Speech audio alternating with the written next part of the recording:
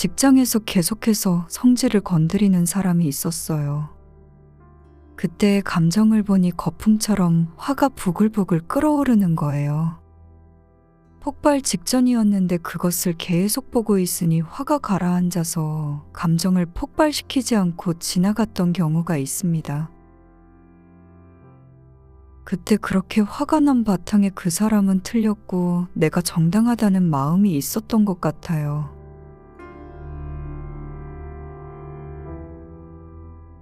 직장 생활을 하다 보면 그런 경우가 비일비재합니다.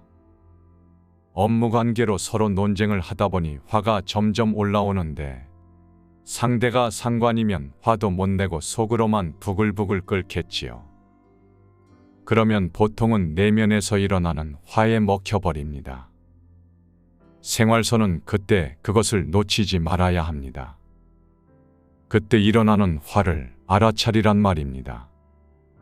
그리고 거기에 질문을 던져야 됩니다. 이 화가 누구에게서 일어났는가? 그런데 이런 진리에 대해서 전혀 모르면 그 질문에 대한 대답은 뭐겠습니까? 내 속이 부글부글 끓으니 당연히 나한테서 화가 일어난 게 됩니다. 그러면 누가 나를 이렇게 화나게 만들었나요? 보기 싫은 그 상관이 나를 화나게 만든 것이고 그놈이 원흉이고 나는 피해자라고 끌려가게 됩니다. 그런데 우리는 공부를 했으니 어떠한 것도 내가 했다 착각 없이 있는 그대로 봐야 하는 것을 알고 있습니다.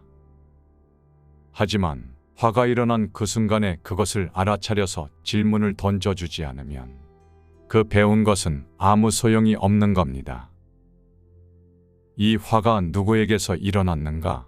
나는 질문을 던지는 순간에 이 화는 업무상 서로 의견이 맞지 않아 옥신각신하다가 그 여파에 의해 저절로 일어난 하나의 현상이구나. 이렇게 정리가 된단 말입니다. 그런데 이 공부를 안 했으면 그렇게 정리가 안 됩니다. 화가 일어났어요.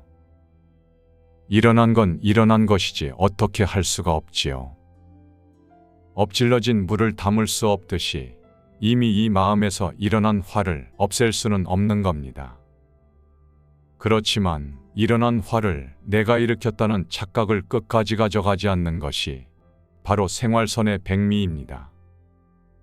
이 화라는 게 일어나긴 했지만 이것을 내가 일으킨 게 아니란 말입니다.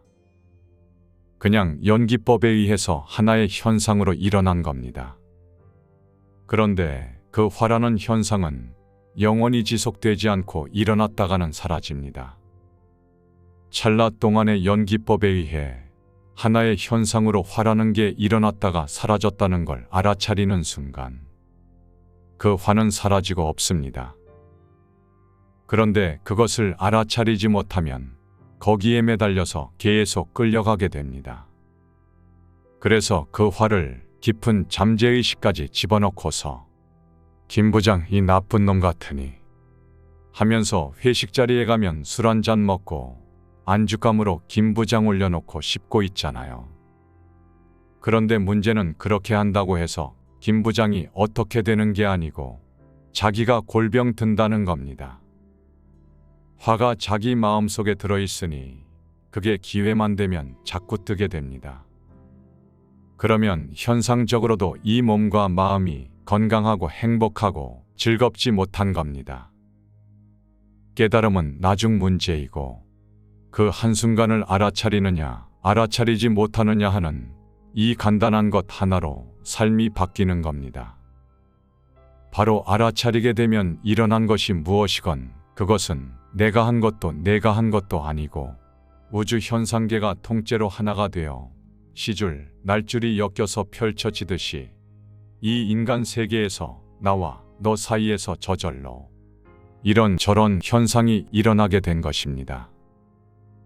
그냥 그뿐입니다. 그것을 정확하게 알아차릴 수만 있다면 삶이 바뀌고 점점 깊어져 가면 무상이 터지게 되고 더 깊어져 더욱 순수해지면 무아가 터져버리는 겁니다.